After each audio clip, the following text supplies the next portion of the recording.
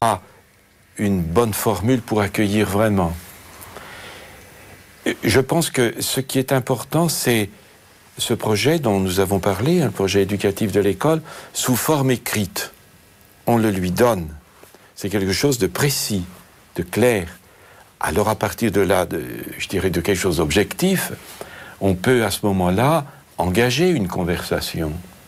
On peut entrer dans la personnalisation du dialogue.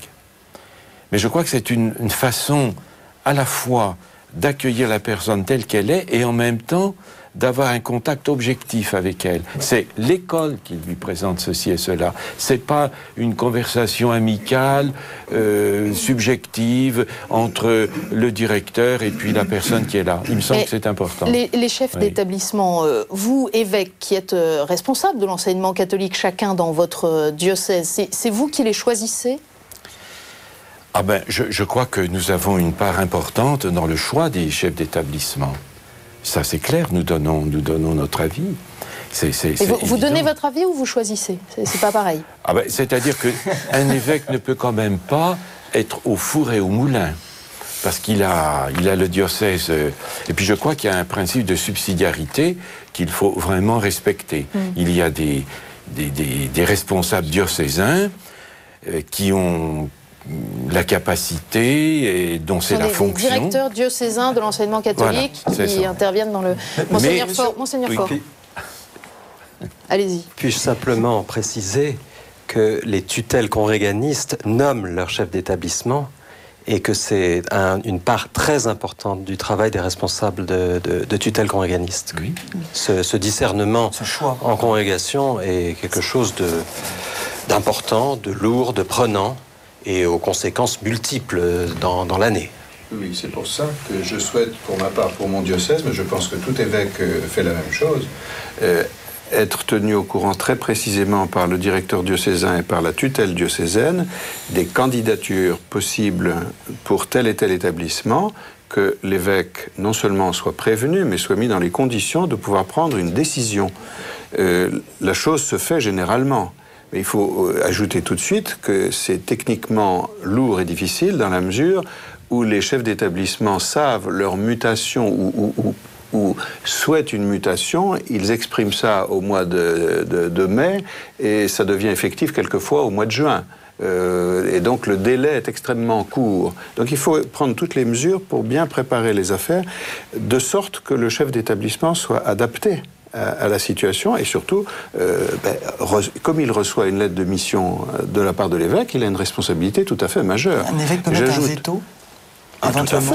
Ça arrive, parce qu'on n'imagine pas cette situation. Tout à fait. Et même j'ajoute sur ce qui concerne les lettres de mission que moi, beaucoup d'évêques le font aussi, mais au début de l'année, nous avons la messe à la cathédrale, la lettre de mission est remise par les tutelles congréganistes et par le directeur diocésain, avec une mission explicitée auparavant par des conversations personnelles avec le chef d'établissement. Ça, c'est très clair. Monseigneur Faure. Oui. Au diocèse d'Orléans, il y a 39 établissements, donc 39 chefs d'établissement. Je participe à tous les conseils de tutelle. Les dossiers des futurs chefs d'établissement me sont présentés. Je rencontre chaque personne personnellement. Et je tiens beaucoup à ce que la décision prise soit au titre de ce que l'on attend de ce chef d'établissement dans la condition pratique où il se trouve. Et là, comme vient de le dire Monseigneur Aumônier, on va jusqu'aux conditions très concrètes, très précises. Et je remets, c'est au cours d'une liturgie, chaque chef d'établissement reçoit sa lettre de mission explicitée. Et je crois que ça clarifie considérablement les choses. Anne Coffinier bout d'impatience depuis tout à l'heure. J'ai l'impression que maintenant, effectivement, les choses sont clarifiées à vous entendre par rapport à avant, mais quand on regarde la réalité des établissements aujourd'hui, est-ce que vous pouvez nous dire si tous les chefs d'établissement sont vraiment engagés dans un projet catholique et catholique? Vous dites déjà non. et si l'ensemble des... J'entends la réponse, donc c'est merveilleux. Et si tous les professeurs... alors évidemment, on ne va pas demander un brevet catholicité. On peut par la foi, on peut la retrouver, on peut cheminer comme tout homme sur terre. Mais quel est le pourcentage? Y a-t-il une garantie de catholicité ou au moins de catholico-compatibilité des professeurs?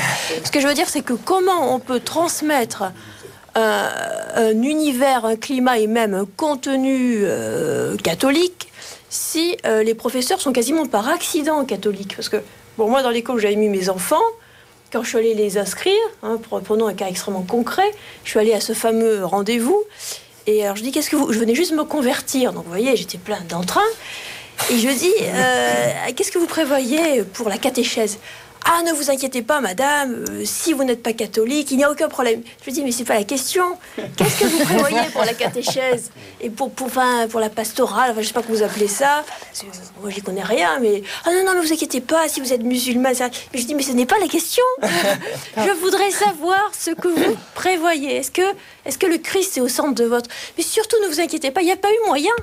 Je suis partie sans savoir si on allait faire quelque chose de Dieu ou pas. Alors maintenant, c'est Madame Candelier qui boue. Je vais juste essayer de finir ce que je voulais dire, c'est que quelle que soit la grandeur du cahier des charges, quelle que soit la grandeur de la charte, il y a des chartes magnifiques d'établissement, il y en a qui seraient dignes d'être encadrées. La question, c'est qu'est-ce qui se passe exactement après? Remarquez, comment on peut tourner la question. Oui, mais comment on peut? Ça, c'est vrai, c'est le problème de l'incarnation. C'est pas très simple comme affaire. Je suis d'accord. Mais le problème, c'est que comment on pourrait demander à des professeurs qui ne sont pas catholiques de véhiculer? Oui. C'est compliqué, non? Oui, bien sûr. Ça paraît compliqué. Oui et non, mais je peux vous retourner par certains côtés la question sans polémiquer outre mesure. Mais qu'est-ce qui me garantit, moi, simplement parce que des parents sont catholiques et qu'ils ouvrent une école, que tout est catholique dans l'école? Vous savez bien qu'il ne suffit pas de cela. Il faut c'est pour ça qu'il ne s'appelle pas école catholique. C'est pour ça que c'est une école privée. Voilà, il ne s'appelle pas école catholique. Donc pour nous, il en est ainsi. Il y a un chemin. Il faut accepter, je crois qu'il faut accepter ça, qu'il y a un chemin possible pour des professeurs qui découvrent aussi. Alors beaucoup de jeunes professeurs arrivent, sont pleins de bonne volonté, savent aussi pourquoi ils arrivent et qu'il y a un chemin. Je crois que le chef d'établissement, là, a un rôle très important. Je vois que M. Lugage a envie de dire quelque chose. Et après, le père, je ne suis pas le seul. Donc, c'est bon signe, c'est bon signe. Non, je prendrai un exemple très concret, très pratique. Soit un établissement d'enseignement technologique ou professionnel. Vous savez, comme moi, que l'on recrute d'abord un professeur, et je mets au défi quelque chef d'établissement que ce soit, d'avoir raisonné autrement.